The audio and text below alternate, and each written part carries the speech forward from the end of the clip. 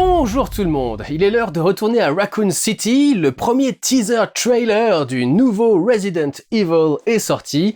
Celui réalisé par Zach Krieger qui a réalisé Barbarians et récemment Weapons que j'ai quand même trouvé très décevant. Contrairement à Barbarians que j'avais trouvé cool, du coup je suis très mitigé, je ne sais pas ce qu'il va faire. Apparemment l'histoire n'est pas celle d'un des jeux, il a décidé de faire une histoire originale. Pour ceux qui veulent m'en passer avec Resident Evil, j'ai fait un Pourquoi j'ai raison et vous avez tort sur les premiers films. Il y avait une deuxième partie où j'avais couvert jusqu'au 5e, je crois, normalement, et j'avais également fait 2 des films d'animation. Donc vous pouvez aller voir mon avis dessus, et il y a des vlogs sur les derniers opus qui sont sortis, y compris le Resident Evil Welcome to Raccoon City, qui était sorti il y a quelques temps, je ne sais plus quand exactement, 2021 apparemment. Quant aux jeux vidéo, je dois dire que j'ai pas mal abandonné la saga depuis le 4 quand c'est devenu orienté beaucoup plus action. J'ai poncé par contre le 2 remake et j'ai aussi fait le 3 remake qui était plutôt pas mal. J'étais fan du coup des jeux originaux, je les avais quasi tous faits, y compris le 0 normalement. Sauf Code Veronica aussi que je n'avais pas fait non plus, mais c'était juste parce que j'avais pas la console sur laquelle il était et quand il est sorti sur les consoles que j'avais, j'étais un petit peu hors du jeu vidéo. Et je n'ai pas fait Resident Evil Requiem parce que j'ai l'impression que c'est un mélange de tout ce que je n'aime pas en fait dans le Resident Evil moderne. Il y a la partie avec Léon qui est ultra Resident Evil 4, très orienté action, et ça me plaît pas du tout. Et la partie avec, je crois que c'est Grace, c'est ça, l'héroïne de Requiem. Ça a l'air d'être un concentré de ce que je n'aime pas non plus, c'est-à-dire ces séquences où t'es constamment poursuivi par quelque chose et tu peux pas te défendre. Donc j'ai pas fait le 9, et je sais pas si je vais le faire un de ces 4. Mais un de ces 4, j'essaierai quand même de me refaire toute la saga et de voir un petit peu ce que ça a donné. Avec des cheats probablement, parce que j'ai pas envie de crever en plein milieu du truc, je veux juste voir à quoi ressemblent les jeux. Bref, voyons donc à quoi ressemble ce nouveau Resident Evil de Zach Krieger, qui sortira cette année normalement. C'est ça, en septembre normalement. Donc on va voir ce que ça vaut. Je sais pas s'il y a beaucoup d'images dans ce teaser trailer, mais on va bien voir. Allons-y.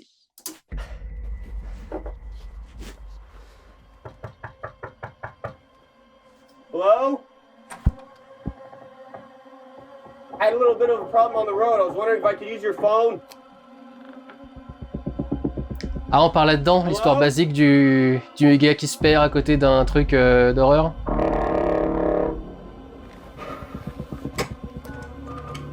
La bande-annonce vient de me péter à la gueule.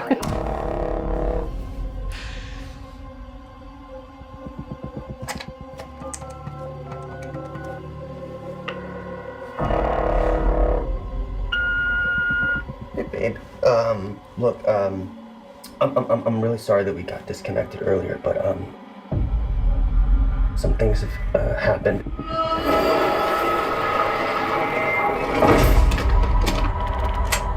I'm in like a seriously fucked up situation right now.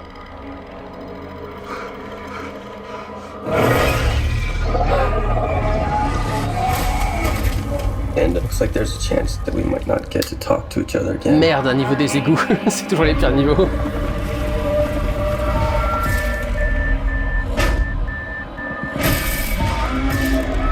Ouais.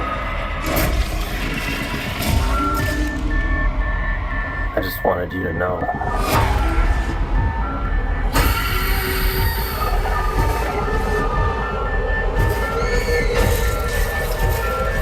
Ah, c'est Matrix 4. I love you.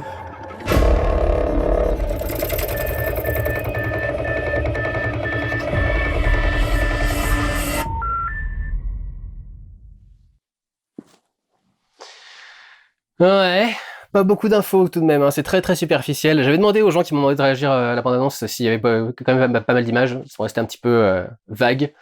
J'ai l'impression qu'ils sont vraiment partis plus dans le délire des Resident Evil que j'ai pas fait, c'est-à-dire les Resident Evil 7, 8, qui sont plus orientés dans un espèce de mix étrange entre le zombie et des créatures un peu plus fantasques, presque tirées de Silent Hill, je dirais. Je crois pas reconnaître une quelconque des créatures qui existent dans les jeux, que ce soit l'espèce de gros plein de soupe là qu'on a vu dans les égouts, ou ce monstre bizarre qui a l'air créé à partir de l'assemblage de plusieurs corps, où on a vu à un moment où il sort d'une porte. Les 2 bras sont très séparés, mais il y a aussi des jambes qui arrivent au-dessus et qui semblent faire partie du corps du truc. En termes d'histoire, comme je le dis, ça a l'air quand même extrêmement basique, ce cliché du oh là là, ma voiture est tombée en panne sur la route, j'arrive dans une ville maudite ou une ville où il y a tout un tas de trucs bizarres et je vais être bloqué là-dedans et je vais devoir essayer de m'en sortir. Avec en plus le côté je viens de m'engueuler avec quelqu'un de proche, donc il faut absolument que je survive pour pouvoir lui dire que je l'aime vraiment, etc., etc. Je m'attendais un petit peu mieux de la part de Zach Krieger quand même, ou Krieger, je crois que c'est Krieger qu'on dit finalement, qui a quand même des idées un peu plus originales que ça en général. Je veux dire, même si j'ai pas aimé Weapons, au moins l'idée était originale. J'ai moyennement apprécié Weapons. Le méchant était génial, mais le film avait aucun sens à mon sens. Il a ni queue ni tête, et t'as l'impression qu'il est parti sur un truc, il a changé d'idée en plein milieu, et qu'au final il sait plus de quoi il parle. Je dirais que la maison dans laquelle il rentre a un petit sentiment Silent Hill quand même, effectivement. C'est une espèce de maison avec des étagères remplies de bibelots, des statuettes un peu partout. Je crois qu'il y a des oiseaux empaillés, non? Ou des trucs dans ce genre-là. Je suis pas sûr à 100%. Il y a des trucs sur la commode. Peut-être des animaux empaillés. L'espèce de vieille baraque avec des chaises d'une autre époque. Même le téléphone a l'air ultra à l'ancien pour une ligne fixe. Ça fait vraiment téléphone des années 80, ça, un truc dans le genre. Je sais pas à quelle époque est censé se dérouler le film pour le coup, mais en tout cas, il y a définitivement un look rétro à cette baraque. En termes de mise en scène, pas de grande folie non plus. L'intérieur éclairé de façon très jaunâtre parce que les ampoules, notamment de l'époque, étaient très jaunâtres. C'est vrai que c'est bizarre aujourd'hui de faire encore des trucs, des intérieurs avec des lumières jaunâtres alors qu'on a tous des lumières en LED qui tournent plutôt vers le bleu ou qui maintenant ils essaient de mettre d'autres teintes, mais c'est quand même une teinte plutôt d'un ancien temps pour les lumières d'intérieur. Les gens qui détestent les films trop sombres vont être contents manifestement avec cet extrait d'une nuit en extérieur. On peut voir qu'on a une fausse lumière de lune particulièrement forte pour quand même voir ce qui se passe, tout en maintenant bien sûr des teintes très bleutées parce que la lumière de la lune est plutôt bleutée, la lumière de nuit est plutôt bleutée. J'aime bien le petit effet de profondeur qui est provoqué par cette palissade sur le côté, le fait qu'elle elle couvre exactement la ligne d'horizon et du coup l'autre côté du truc. Alors je sais pas s'il y aura quelque chose en particulier de l'autre côté de cette barrière, mais je trouve ça intéressant cette distinction très claire entre les deux côtés du cadre. Peut-être que l'autre côté c'est la ville justement. Il y a un petit côté où tu sens le jeu vidéo avec le fait qu'ils soient en train de fouiller un peu partout pour trouver différents objets pour l'aider, trouver des armes, trouver des appareils photo, un truc dans ce genre-là, dans le... Ouais, cet appareil photo à l'ancienne. Non, ça doit se passer à une époque plus ancienne, années 90, années 80, parce que le look de tout ce que je vois là, c'est quand même très très rétro. Peut-être qu'il y aura une explication à ça dans le film, peut-être que c'est fait spécialement pour éviter les facilités qu'on a aujourd'hui, comme par exemple le fait qu'il puisse avoir un portable pour appeler sa copine. Là, il faut qu'il trouve un téléphone pour pouvoir l'appeler. Si tu le mets du coup dans une époque où il n'y a plus de portable, t'es obligé de chercher pour trouver un moyen de contacter quelqu'un et sans doute appeler au secours également. Donc c'est peut-être pour ça qu'il a décidé de le faire à une époque un peu plus rétro. Peut-être que c'est pour coller au scénario du jeu, parce que le jeu en principe commence en 98, il me semble, dans la forêt de Raccoon City, le premier jeu, pardon. Mais vu qu'il veut pas reprendre l'histoire du jeu, est-ce qu'il s'inscrit véritablement quand même dans la chronologie de l'histoire?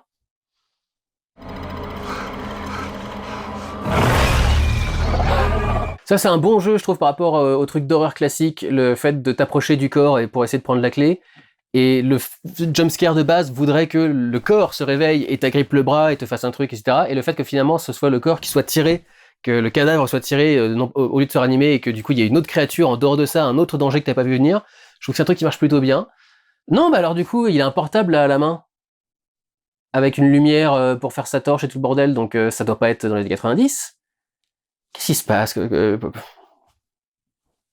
Alors ça, ce gros zombie, ça pourrait être ce qu'ils appellent un Whopper, qui vient de Resident Evil 6. Presque aussi bon qu'un Whopper. C'est drôle, s'il y a un Resident Evil dont personne ne parle jamais, c'est le 6.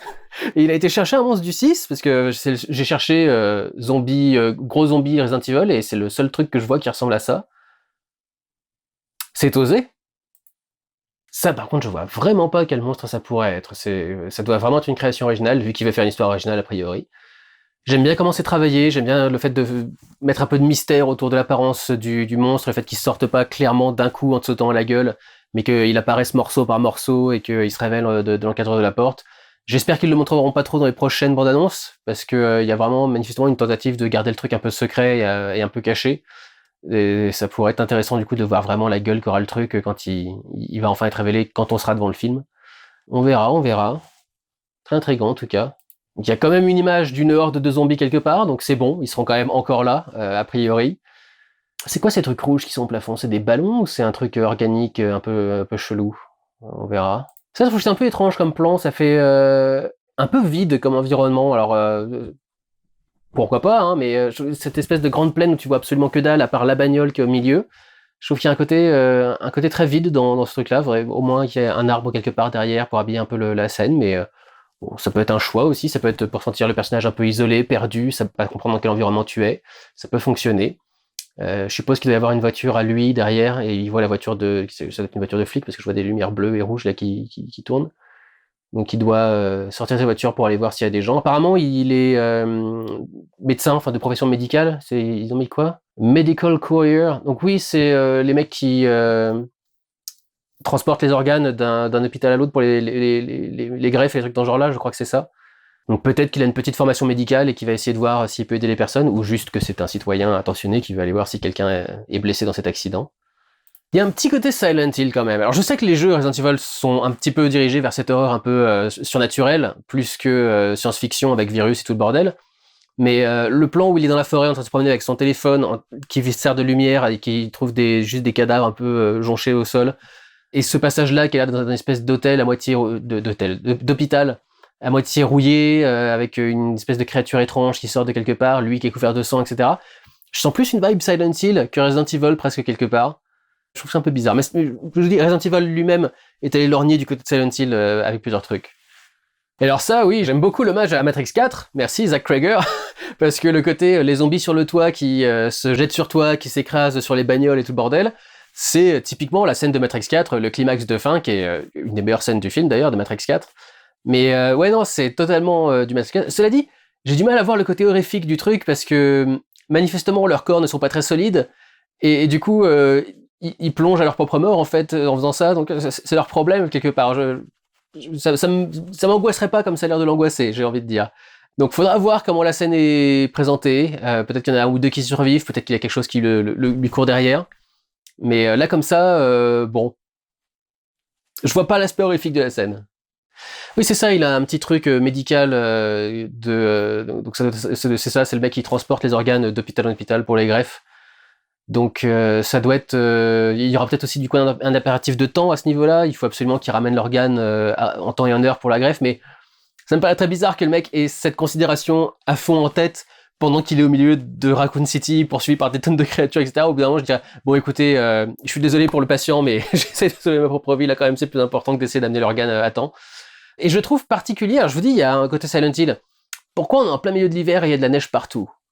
Parce que ça, c'est très Silent Hill aussi, ce côté le manteau blanc qui recouvre tout le truc. Alors c'est pas de la brume avec des cendres, comme dans les films de Christophe Gans, c'est pas...